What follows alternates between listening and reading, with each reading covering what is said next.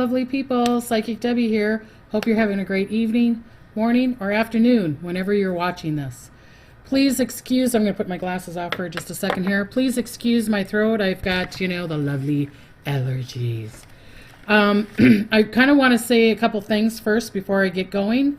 This is adult material, so don't have any child watching this. This is my opinion, and this is for entertainment purpose only, okay?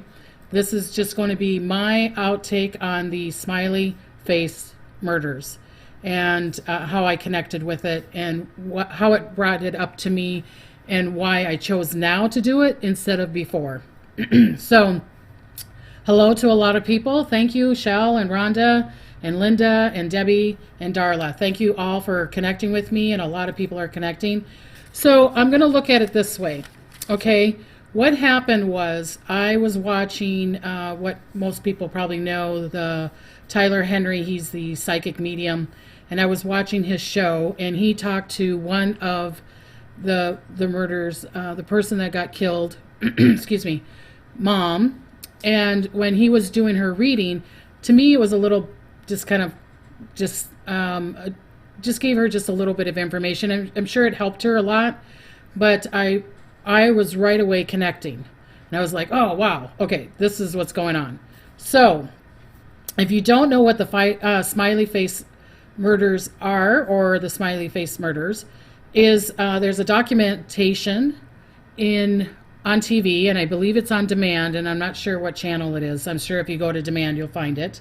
And it is about these hundreds or so cases of men, young men from like their early 20s, that would go to a bar. They're missing for days, weeks, and months, and then their bodies are found always by water behind the bar or the place that they were partying, and there's always a smiley face there. And so the town is saying they drowned, that they got drunk, that they went into the creek, they drowned, and that their bodies just popped up 10, 20 days later, right? And so the parents, the mothers, especially the mothers, and these other detectives, these retired detectives, are going, this is kind of crazy. There's 100 cases. I'm hearing there's like 300 cases. I mean, there's just, and it's from Minnesota to Pennsylvania, I believe, and it's Highway 90 or 94 that a lot of these cases are happening, okay? So, like I said, when I connected and I saw Tyler Henry doing the readings, I was like getting all this information, okay? I was getting all this crazy information. And I was just like, okay, I'm going to just start writing. I'm just going to start listening to these programs and watching them. And I don't think I watched all of them, but I kind of binge watched a lot of them. So if you've heard of this, say hi, or say, yeah, I know what you're talking about, Debbie. So I was watching Tyler Henry talking to the mom, and I was getting some information, okay? So when I do readings, I connect to another realm, right? I connect to another realm. So I was connecting to that while Tyler Henry was doing his reading. So there is, I think, 6 boys that are on this document that they're talking about. 6 cases, right? And like I said, the towns where these cases are happening, they're saying no. They just, I mean, really, when you think about it, I mean, 100 to 300 guys go partying and jump in the water and drown. I mean, isn't this crazy? I mean, why would people go, oh yeah, that's just a norm? I mean, if that's a norm, we've got to really look at that case, right? So, Joanne says, never heard of this, but always love your videos. So happy to learn about this. Yes. So, like I said, it's called the Smiley Case Murders. Look it up on the internet. Look it up on TV. Look at it on demand. And they're going to talk about 6 boys and why they think that they were murdered, not got drunk and fell into the creeks or the rivers or the lakes or wherever they're being found. Yeah. Debbie says they're affluent and athletic as well. Right. They're very athletic.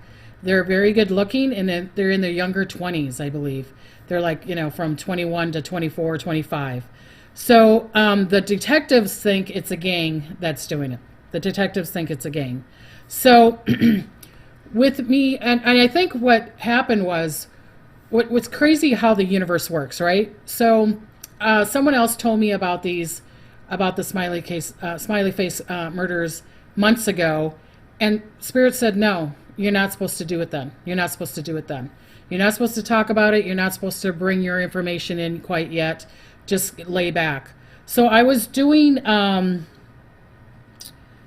I was working on my class thing, and I was rereading it because we were having problems with it, allowing your third eye to open. I'll click on here for information on that. So, but anyways, I was working on my class, and I was sitting there doing all the exercises, and then the Tyler Henry thing came up, and then it was like, okay, now you need to do this. Now you need to bring your information.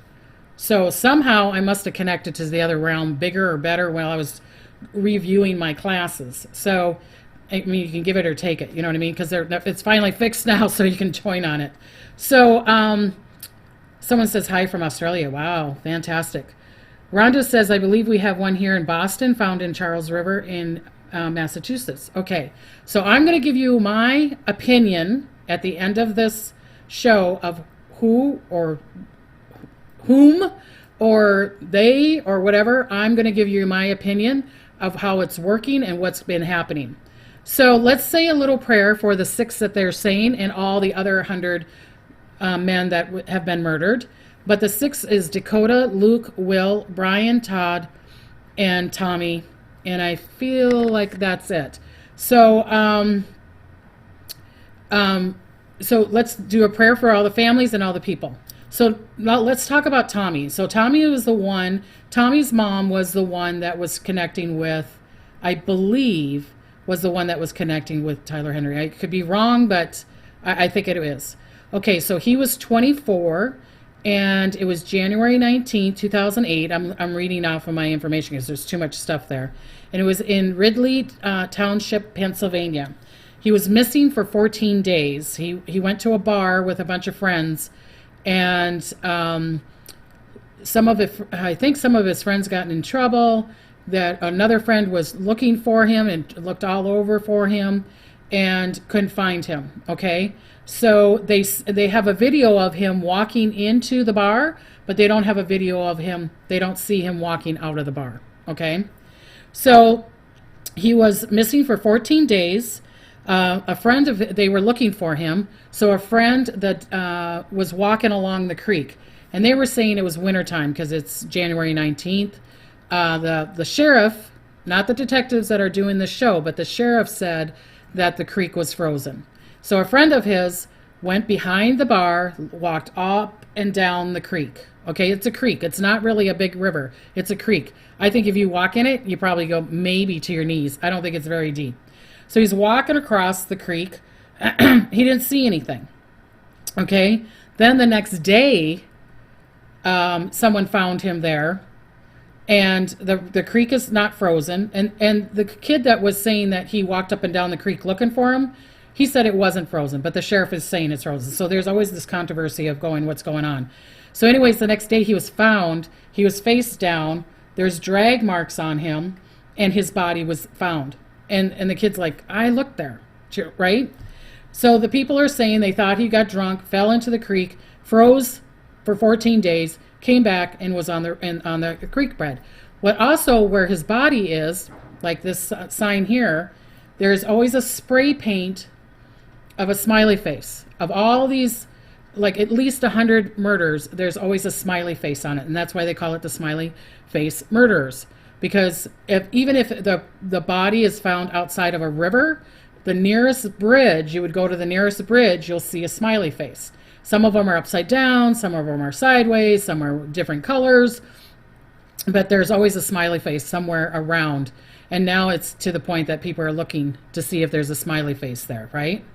So, okay, so he also had drag marks, and the sheriffs were saying, no, he died. And the detectives that are working on this cold case, they're retired detectives, are saying, no, he must have been murdered because his body was not decaying. Okay, And also, the detectives said that you could tell he died face up, and he was found face down. And the reason they said you could tell that he was face up is because of the blood and around the body, right? And plus, he was stiff.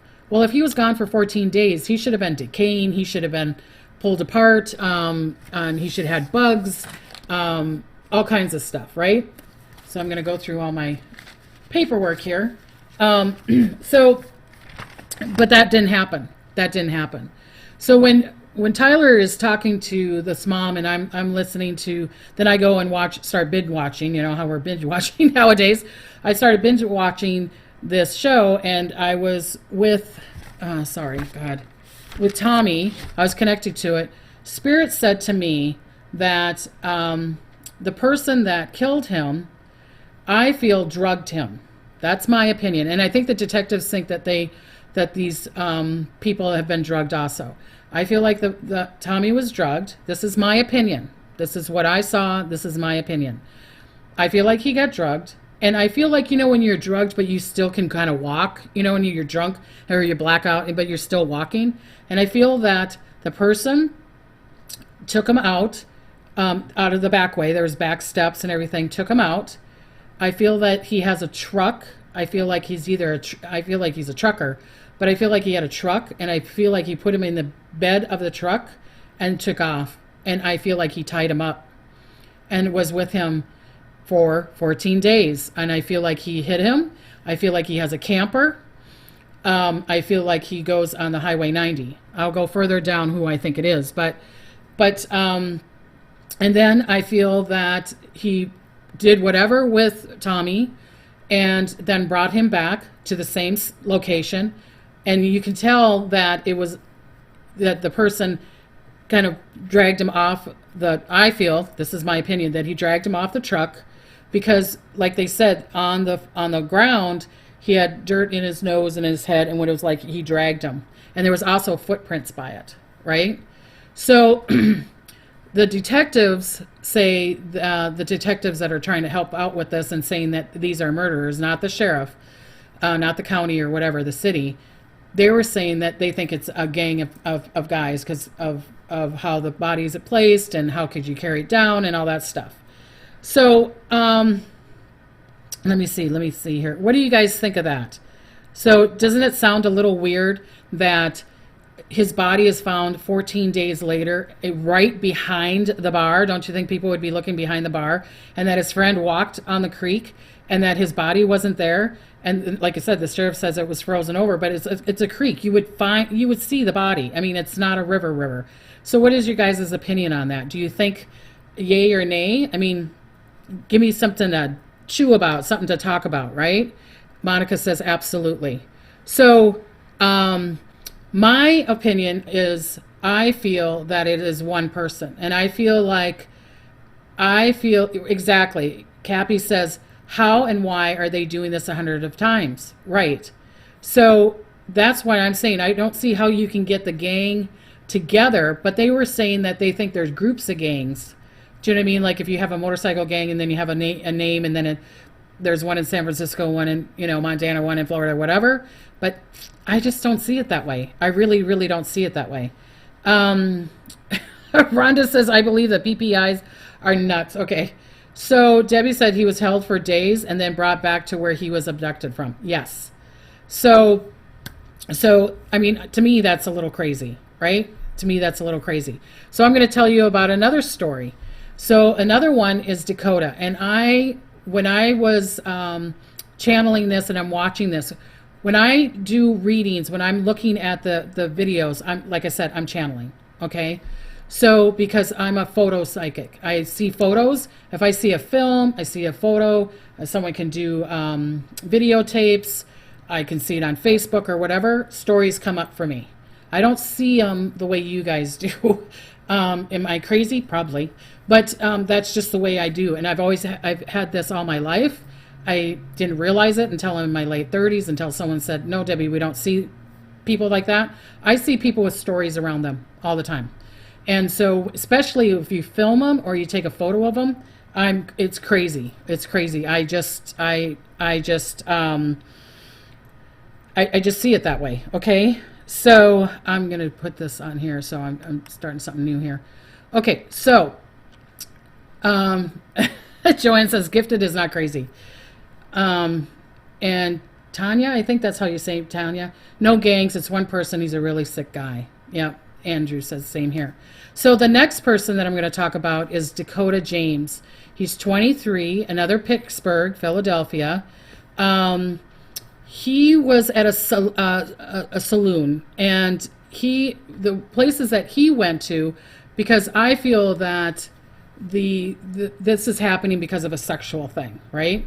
And when I heard this, then I was like, okay, I'm right on target, because not anything against gays, but he was a gay man, and he went to 94-1 Saloon, and then he went to another gay bar, the Images, and so his body was recovered 10 miles down, 10 miles away from the bar. So you're gonna go, how did he get over there 10 miles away from the bar, right? Well, the police are saying, because the bar was here and there's a couple blocks away, and now this is a river. So the police were saying, not the detectives, the police of the city said he got drunk and walked and went down, and instead of going over the bridge, going home, he walked down to go pee and fell in the river. Well, some of his friends are saying he's this massive, really good swimmer. Do you know what I'm saying? And so, again, it was 40 days, I think it was 40 days, that his body was recovered down the river. The thing is, he had to go through a dam. And when they found his body, there was no marks on his body. And when they found his body, he was whole. He didn't have bugs on him. He wasn't all cut up. His skin wasn't, do you know what I'm saying? You would have been bloated. So, isn't this crazy? So the cops are saying, no, this is just an accident. I'm thinking 300 accidents in the world, or even 100? This is crazy to me. So the detectives are going, no, I feel that this is the Smiley face murders. And so, but even though he was found in the river, I think he was caught up on something like a tree or something. And people are going, but where was the Smiley face? Well, the detectives went up the road, and on the bridge was a Smiley face. So whoever is doing this always does a Smiley face. I know one of the people, they were missing for quite a while, and they had gold, like spray paint, on their clothing. And then on the bridge, there was a gold or an orange Smiley face. So what did he do? Smiley face, spray me, and then jump in the river? You know what I mean? So some of this just doesn't make sense, right? So Rhonda, truckers have two-way radios, and that's how they probably correspond with each other from state to state. I don't think it's a trucker. I really don't think it's a truck. I feel like it's a trucker, but I don't feel like it's a gang. This is who I think it is. I feel that it's an older gentleman. He's probably in his 50s now, but I feel like he was older. I feel like he's married. I feel like he's a good size. He's either a trucker or a salesperson. He drives this I-90. I feel like he goes from Minnesota to the east and then back to Minnesota. He's doing it for control, and I feel like he's having a problem with his sexuality. And I feel like he's gay, but he's going after the gay, okay, because he doesn't want to admit to it. Someone said refrigerator trucker. Yeah, that could be, because I kept on hearing that when I was watching it, that spiritually he would put it in a truck. So is it a refrigerator truck or a back end truck? Do you know what I mean? So, and Monica says self-hating closet gay. Yeah. And let's send the prayers to these people, these families. Do you know what I mean? Am I doing this for entertainment? I'm saying it's entertainment, but really, I really want to connect. Do you know what I'm saying? I really want to give them some information. Another thing is I feel like he's middle-aged. I feel like he's married. I feel like that there is evidence on the bridges. I really do feel that that he has a cigarette butt there, that the fingerprints are there. Do you know what I'm saying? I feel like he was also in jail. I got writing, so that's why I was looking down like that. I feel like he was in jail. So there was a time where the cases weren't happening. I feel like he was in jail. So I feel that his DNA, his profile is in the papers. Do you know what I mean? I feel like it's out there. Spotted Elephant said there was a case in Indiana too. See, and it goes along that from Minnesota to the east. Let's see. I think he lives in the suburbs. And what else did I write? Also, I feel like he suffocates them.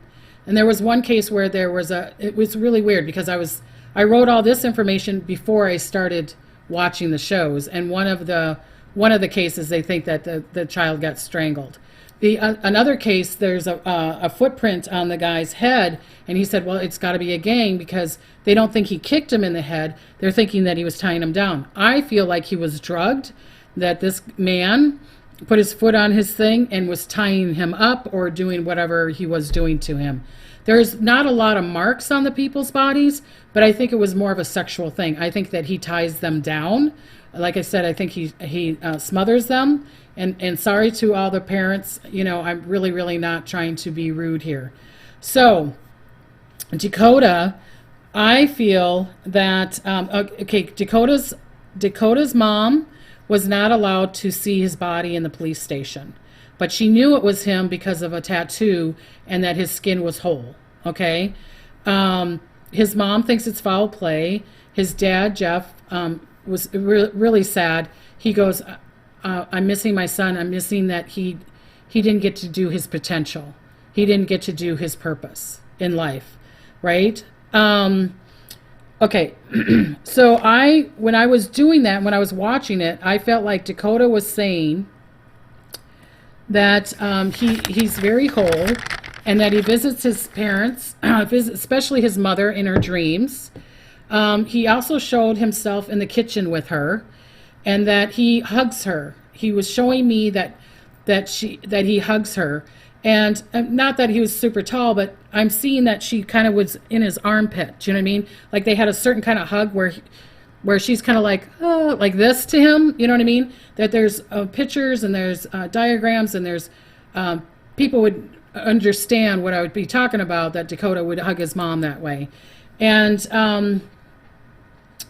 So I feel that he is coming to her dreams and that he's giving her information, where he's at, the space he is, not to feel sorry, because I get it that if you hear that one person is doing it and he's doing it for sexual things and that he was probably alive, as a mother, as myself, and I wish this on nobody or on my kids or whatever, but I'm sure you get these stories coming through your head like, what did he do to him? And I heard from Dakota that it was more of a sexual thing, that he tied them down and that he just smothered them. And that I didn't feel that the way they passed was really harsh. Do you know what I'm saying? The way they found him, I feel like he put him back in the truck, dragged him, and throws him in the water and does the smiley face. Like I said, the only time that I feel that they've caught him was, I feel like he was in jail, but I feel like it was more for a domestic or some kind of really stupid thing. And then that the murders didn't happen then, and then he got let out of jail and still continues to do it. So I'm going to see what some more people have to say. Debbie says he's probably married and his wife doesn't realize it. And that's what I said. Yeah, I feel that he is married. It's like the clown killer who killed young men. Yes, I feel like it's that way. Tanya said he keeps them chained up for a while time. Yes, because some of them are 40 days, some are 14 days, some are just a couple days. Go check it out, okay? Most serial killers have unexpected families. Are the victims gay as well? Some of them are, yes, Debbie. I feel like some of them are, some of them aren't. And one of the cases was also a kid was out partying out into the bushes, and so that's what I'm saying. But he went to a bar before he went to this party that was out in the bushes, in the woods. Excuse me. And I feel like the person was in the bar because he's driving through back and forth, heard about the party, went to the party. Then that kid walked away home, went to the highway, and then the sniffing dogs stopped at the highway. So like he got in someone's car. But his body was found the opposite way in the lake behind where they were partying. So that's what I'm saying. I feel like it's one individual. I can't see where it's a gang because it's too scattered all around, and I just don't see how it fits. But that's what I've been shown. I'm not saying that I'm right. That's just the information that I'm getting. Okay. Rhonda says, do you think he's tagging the bridges to get himself caught? No, I feel like he's tagging the bridges because he's cocky, excuse my language, and I feel like he thinks it's been 20 years or 10, 15 years and they still haven't caught him. I feel like that there's cases way back. I feel like he's done this kind of thing since he was a child. I feel that he lived in the Midwest, like either Minnesota or Wisconsin, and then I feel like he moved to like Pittsburgh. I feel that it was one of those things, and then he would drive back and forth.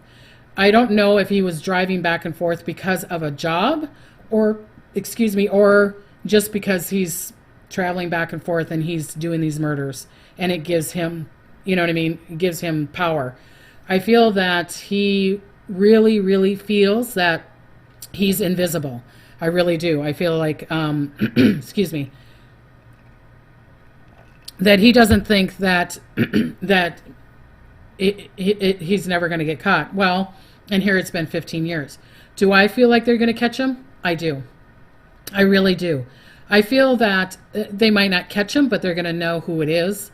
In some way, I feel like that the closer they get to him, he might even try to kill himself. Okay? Or that he has a massive illness and he dies. Because I feel that when he gets closer into his 50s, it's not good. I'm seeing him deteriorate. Of course, that's what's going to happen when you're doing these kind of things.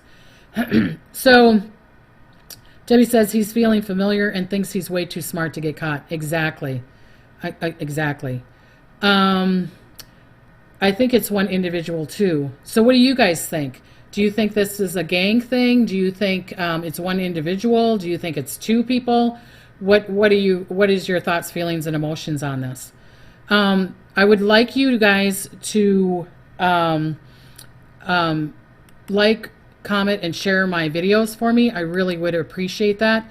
Get some more people in so we can have all these great conversations, okay? Cappy says she thinks it's one guy, and I do too. And she says this makes me sick. Sorry, but yes. But go check it out and see what you think. And next week when we're talking about things, maybe we can kind of but talk about it a little bit and see if you guys get any more information. Because maybe the detectives will watch this and your information and my information, who knows, one little clue could help them going another way. Do you know what I'm saying? So I feel that, like, I think it was Debbie that was saying, I feel like he's a trucker.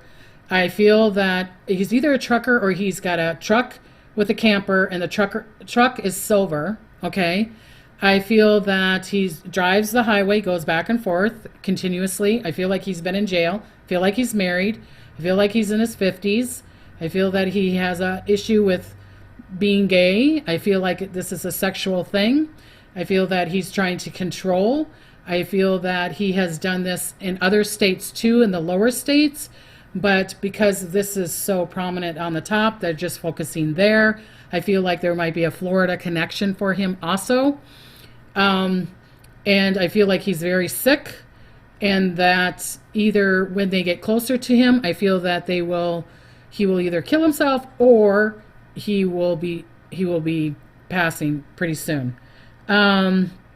He's mentally disturbed from childhood, yes.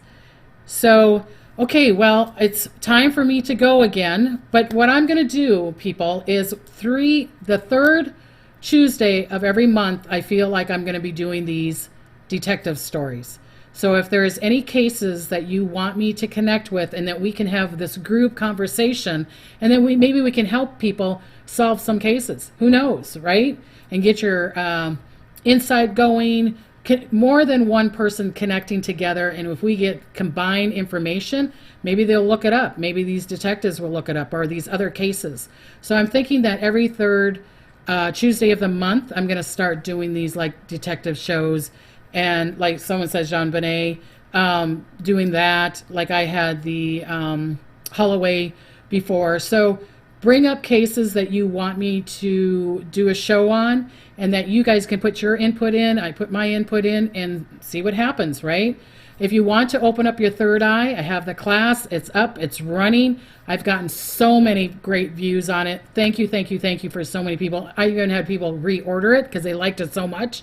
Allowing your third eye to open. Go to my website, psychicdebbie.com, hit courses, okay? Please like and share. And if you want a reading, psychicdebbie.com. I want to give you blessings and smiles, and see you next Tuesday. Bye-bye.